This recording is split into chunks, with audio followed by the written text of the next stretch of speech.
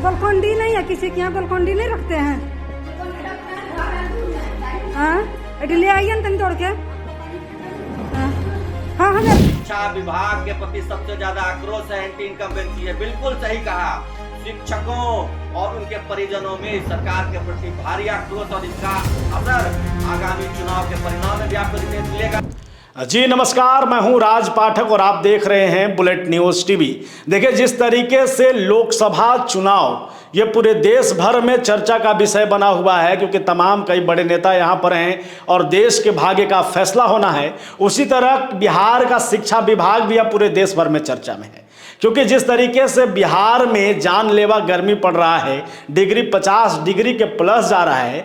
बिहार ही वैसा राज्य है जहां पर शिक्षा विभाग के अपर मुख्य सचिव के पाठक बैठे हुए हैं और वो साफ कर रहे हैं कि चाहे कितनी भी गर्मी हो, आपको स्कूल जाना है। और इसी गर्मी में छात्र भी जा रहे हैं, शिक्षक भी जा रहे हैं। और जा ऐसे रहे थे कि कई छात्र, कई शिक्षक बेहोश हो रहे हैं स्कूलों में, कई बच्चे जो हैं बेहोश हो रहे थे।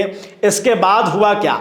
के पाठक इस मनमानी पर कहीं ना कहीं सरकार खामोश थी, सरकार कुछ नहीं बोल रही थी और कई दिनों से ये मामला चला आ रहा था। शिक्षक दबे मुंह आवाज तो उठा रहे थे, लेकिन शायद कुछ भी कहने से डर भी रहे थे कि उन पर कार्रवाई ना हो जाए, क्योंकि आईएएस के पाठक इससे पहले हर किसी का आवाज दबाते रहे हैं। शिक्षक की हिम्मत नहीं होती है कि उनके खिलाफ कुछ बोल पाते। लेकिन अब चूंकि चुनावी मौसम था, लोकसभा चुनाव चल रहा है, ऐसे में नेताओं को ये पता चल गया, उनके कानों तक ये खबर चली गई कि जो गर्मी पड़ रही है और इससे जो नुकसान यहाँ के शिक्षकों और बच्चों के स्वास्थ्य पे हो रहा है, उसका नुकसान आपको ये पड़ेगा कि अभी वोट भी जारी है। तो जब वोटिंग की बारी आएगी तो उनके जो परिजन होंगे या शिक्षक होंगे वो आपसे उस माध्यम से बदला ले लेंगे। इसकी खबर मुख्यमंत्री नीतीश कुमार को जब मिली तो नीतीश कुमार ने एक एक्शन लिया। और एक्शन कैसा लिया? उन्होंने मौसम विभाग का हवाला देते हुए कहा, एक चिट्ठी जारी की और कहा कि छुट्टी किया जाए ताकि जो है बच्चों के स्वास्थ्य पर बुरा जो है वो प्रभाव ना पड़े, बच्चे स्वस्थ रहें। हुआ यही, छुट्टी भी कर दिया गया, 8 जून तक के लिए छुट्टी किया गया है। लेकिन अगर हम बात करें तो सिर्फ 8 जून तक जो छुट्टी दी गई है वो बच्चों को दी गई है, शिक्षकों को नहीं दी गई है। अब हम क्या कहने वाले हैं इसको समझिए।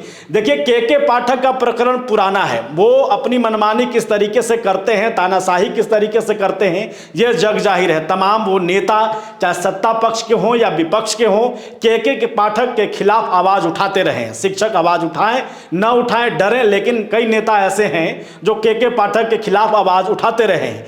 अब इसका असर जो है, के पाठक इस मनमानी का असर जो है वो वर्तमान सरकार पर भी पड़ने लगा है। और इसकी खबर जो है वो बीजेपी के तमाम बड़े नेताओं तक पहुंच गई है।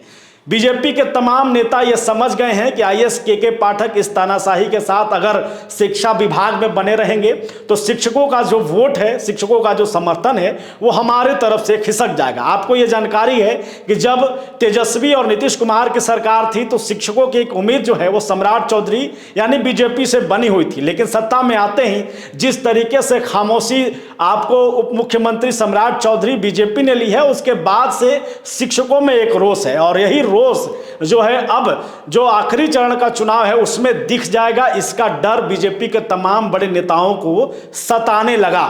अब यही कारण दिख रहा है कि बीजेपी के तमाम नेता के पाठक के खिलाफ खुल करके आवाज उठा रहे हैं। केंद्रीय मंत्री गिरिराज सिंह हैं जो कि वर्तमान में बीजेपी के प्रत्याशी हैं, सांसद प्रत्याशी।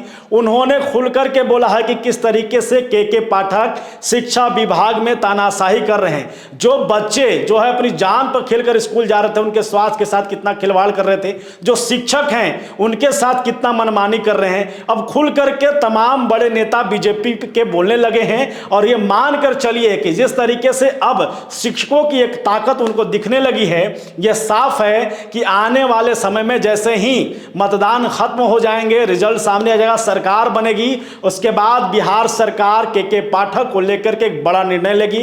और इसमें बीजेपी का स्टैंड क्लियर होगा कि के पाठक को कहीं ना कहीं शिक्षा विभाग से हटाया जाए। क्योंकि देखिए, एमएलसी जो है बीजेपी के जीवन कुमार, वो भी खुल करके कहते आ रहे हैं कि जिस तरीके से ये मनमानी कर रहे हैं शिक्षा विभाग में, ये कहीं से उचित नहीं है। तो ये साफ मानकर चलिए कि आईएएस के पाठक पर अब जो है तमाम जो दल के नेता हैं, खास करके सत्ता पक्ष के बीजेपी जो इस पर मुखर हो गई है और इसका परिणाम के पाठक को अब जो है आने वाले समय में भुगतना हो सकता है।